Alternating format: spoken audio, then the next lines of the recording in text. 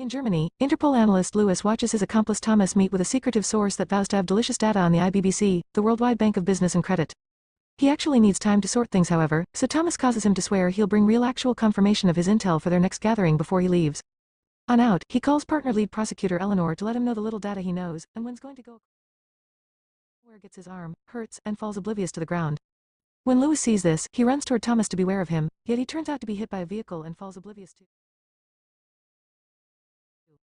Lewis gets up later at the emergency clinic healthy, yet Thomas is dead. At the point when he distinguishes the body in the morgue, the doctor says it was a coronary episode, yet Lewis doesn't trust it and twofold really looks at the body. This permits him to find a minuscule needle scar on Thomas's neck, hence Lewis requests to call the police for a legitimate postmortem since this sounds like homicide. In the meantime, in the district attorney's office in New York, Eleanor is attempting to persuade his associates that this contact Thomas made might be the cutting edge they required, however she's met with wariness since, supposing that the examination proceeds, it'll likely run into the red tape. Their discussion is intruded on by a call from Lewis, educating them regarding Thomas's demise, so Eleanor needs to promptly travel to Berlin. In a little while, Eleanor and Lewis are meeting with the federal police.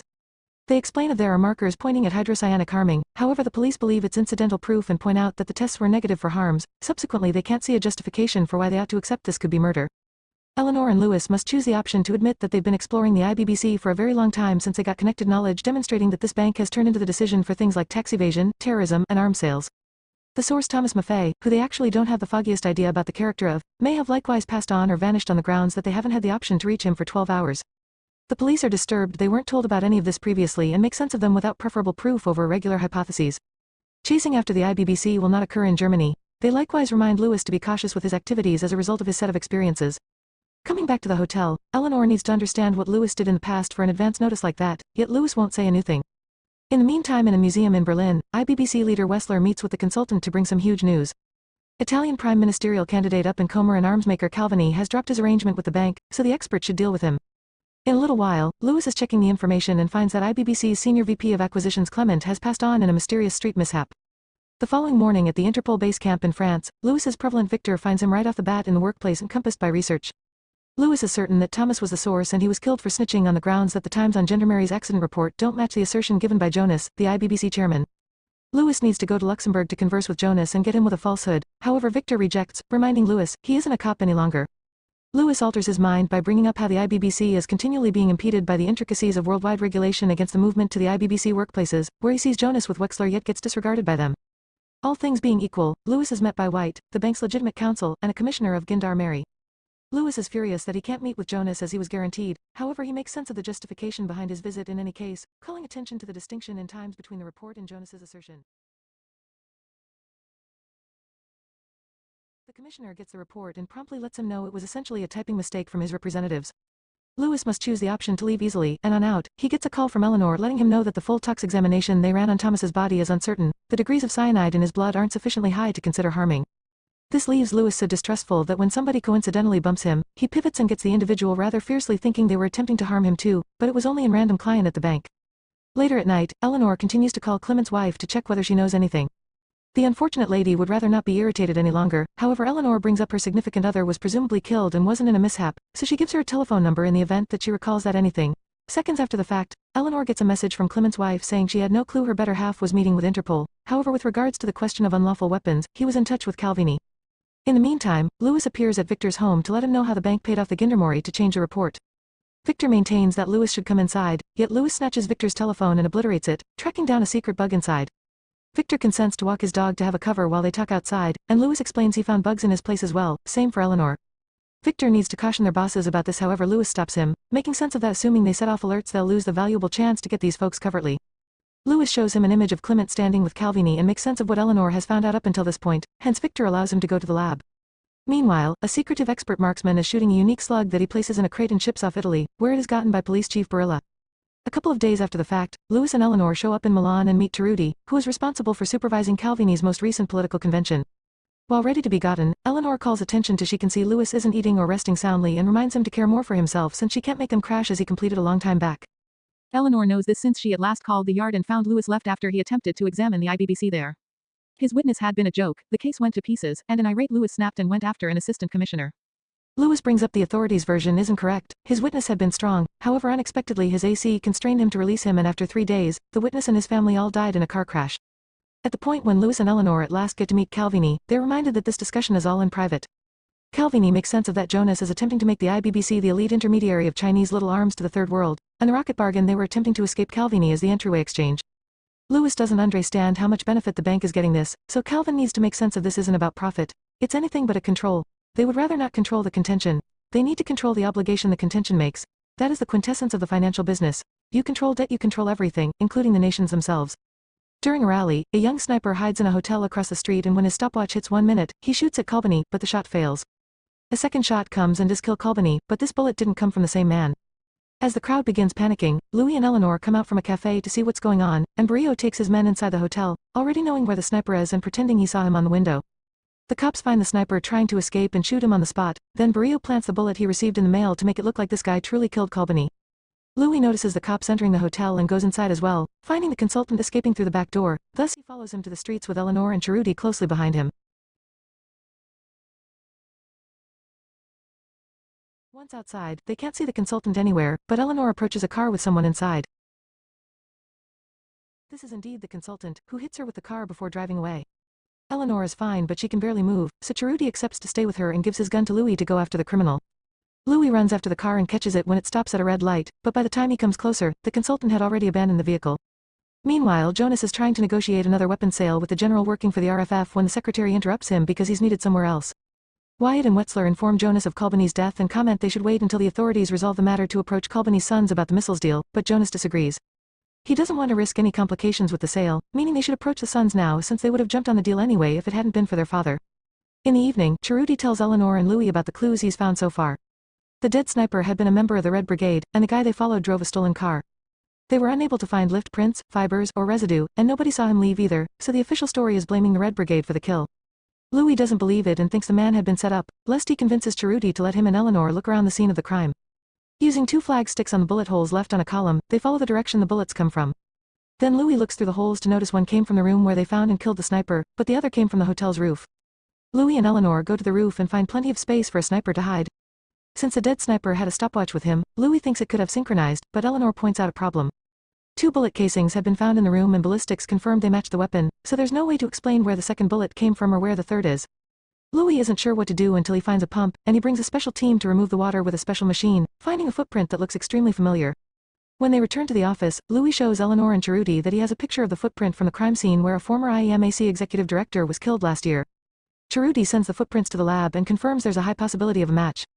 They also learn that the reason why they have such a particular tread pattern is that it belongs to a custom shoe made for a metal leg brace. Louis asks for these clues to be sent to the FBI to confirm the match, but before they can go any further, Brio shows up and informs them that Louis and Eleanor must leave the country because this is his investigation. Unfortunately, there's nothing Cerruti can do to help because Brio had authorization from their Interpol superiors. Later at the air terminal, Eleanor sees the metal identifier and understands that assuming the subsequent sharpshooter left the country, the surveillance camera ought to have discovered him eliminating the metal leg support to pass the examination. Cerruti utilizes his police ability to converse with the air terminal watches and get them admittance to the accounts, however the specialist is difficult to see since he knows where the cameras are and he generally keeps his face dismissed. An air terminal worker checks the flight logs and affirms this person left the nation and is now in New York. Louis and Eleanor travel to New York as well, where a skipper from the NYPD doles out investigators Ward and Ornelas to help them. They have some clasp shots of the consultant traveling through customs, at long last permitting them to see his face, and the ID he utilized is linked to a dead location. They think he lives in the city however, on the grounds that a person from FBL Impressions called and affirmed the impressions match. That support track design is exclusive to shoes delivered here in New York and they have the name of the specialist that sells them. While Eleanor gets back to the office to quiet down the unrivaled who believes she's behaving recklessly, Louis and the criminal investigators visit Dr. Isaacson, who possibly acknowledges to help when Louis lets him know there's a patient of his that has killed various specialists and he might be next. Dr. Isaacson consents to give them admittance to his records, however he doesn't perceive the consultant when he's shown an image. In the meantime, Jonas gets a call from Wexler and the others, who caution him about Louis and Eleanor being on the right path. Jonas would rather not stop the discussions with the Calvini siblings, so he concurs disposing of the expert as their most ideal decision to get the Interpol away from them. Subsequent to working the entire evening, Ward finds a record having a place with some Gabriel Hansen, who Isaacson doesn't perceive in light of the fact that he was a patient taken care of by his partner. This record is extremely dubious on the grounds that the location is a telephone number and it's by all accounts not the only thing being caught. There are no demonstrative pictures and the telephone number has a place with a dead body. There are likewise the letters GT composed close to each visit log, and Isaacson makes sense of it implies they called a Go taxi for the person since they had a payoff account with the organization. They send this large number of prompts to police headquarters and receive a location consequently. En route to look at it, Louis calls Eleanor to inform her concerning the lead. Eleanor requests that he rush since her boss has undermined with shutting the case soon on the off chance that they track down nothing. At the point when Louis and the criminal investigators come to the location where the Cavs left the expert after each medical checkup, they track down a vacant lawn. While they choose where to go straight away, Ornelas goes across the road to eat and sees the specialist cruising by. He quickly tells his accomplices and they begin following him through the roads, seeing how the consultant stops at a public telephone to get a message with the area for his next gathering, which is the Guggenheim Exhibition Hall. The triplet finds the expert situated close to Wexler, who Louis perceives from his visit to the IBBC, however they can't hear what they're referring to. The expert thinks he'll be disposed of soon, yet Wexler guides him to kill Louis. When their little gathering is finished, Ornelas follows Wexler on out, and Louis and Ward watch out for the advisor. Tragically, a gallery beautification offers their presence and its appearance and a pair is compelled to emerge to make the capture now. The consultant cautions them they will not permit them to take him away, and similarly as he predicts, unexpectedly a gathering of hooligans from the IBBC appears and shoots both the consultant and Ward. The criminal investigator kicks the bucket on the spot, yet the specialist is wearing a bulletproof jacket and makes do. The hooligans keep on terminating at them and Louis fires back, killing 2 or 3 men while advancing back to the specialist, who is additionally shooting back and offers Louis to cooperate if they have any desire to live. Louis acknowledges, and subsequent to assisting him with disposing of the vest so he can inhale once more, both of them conceal in a hall, where Louis here gets brushed by a projectile. They make an interruption by pushing a wheelchair out, allowing them the opportunity to run back out and shoot one more pack of hooligans. The men simply continue to come, and the consultant this time is hit for good. Thus Louis takes shots at the crystal fixture to make it fall on top of the hooligans, acquiring an opening to escape with the consultant before the police show up.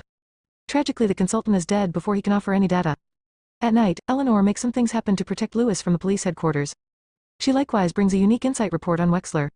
Subsequent to avoiding vehicles that attempt to prevent them from leaving, Eleanor takes Louis to Ornelas station, where he's keeping Wexler secured in an office. Louis talks with him for a brief moment to chat with him, uncovering he realizes Wexler used to battle for socialist qualities, yet Wexler makes sense if he got found out in the bad snare of the framework. He likewise believes Louis's concept of equity is a deception in light of the fact that the IBBC has contacts all over the place, so attempting to deal with them is futile, they'll simply take care of police and judges. The best way to genuinely stop them is to work outside the law. Understanding Wexler additionally needs retribution, Louis advises Eleanor to leave the case before they get to her as well. He'll deal with these crooks from the shadows, and he maintains that Eleanor should tell everybody he got away from guardianship, which will be effortlessly trusted thanks to his set of experiences. Later in Italy, the Calvini siblings drop their gathering with the IBBC after Louis tells them the bank killed their dad. White and his group are removed from the Calvini office, and White calls Jonas to tell him what occurred, yet he never returns to the city. The police can't track down the vehicle or the driver, so they expect the Calvini siblings are sending them a message. Wexler brings up that they could offer their old flawed rockets to Sinai, the man offering to the Israeli government, and keep him quiet with a lot of cash. Jonas approves the arrangement and Wexler orchestrates the gathering with Sinai prior to calling Louis to tell him the subtleties. The following day in a graveyard in Istanbul, while Jonas hangs tight for Sinai, Wexler claims to require the washroom and meets with Louis in confidential to give him a recording device with a radio associated with a secret bug Wexler put on Jonas's coat. Louis requirements to record the part where Jonas informs Sinai concerning the damaged rockets, then, at that point, they can impart it to every one of the IBBC's clients so they know they're a fake. This will make everybody drop their orders and the bank will fall. When Sinai shows up, Jonas requests that he visit the mausoleums with him to talk in private. Louis has been watching them from a protected distance, yet when the men go down into the passages, the sign starts fizzling, so Louis needs to follow them while Wexler holds up outside and is moved toward by a strange individual. In the passages, Louis figures out how to take cover behind segments for some time and hears the men talking about the conveyance of the weapons.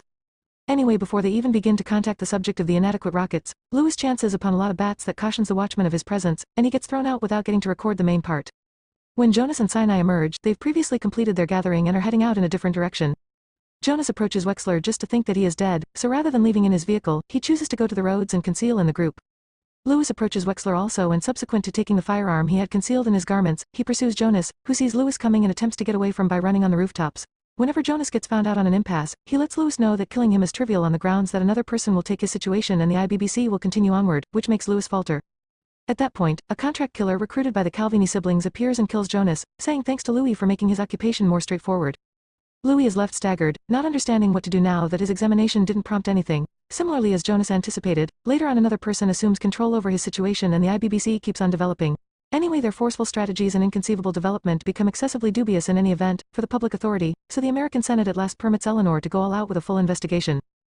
Make sure to subscribe and turn on notifications so you can watch more videos like this. Thanks for watching.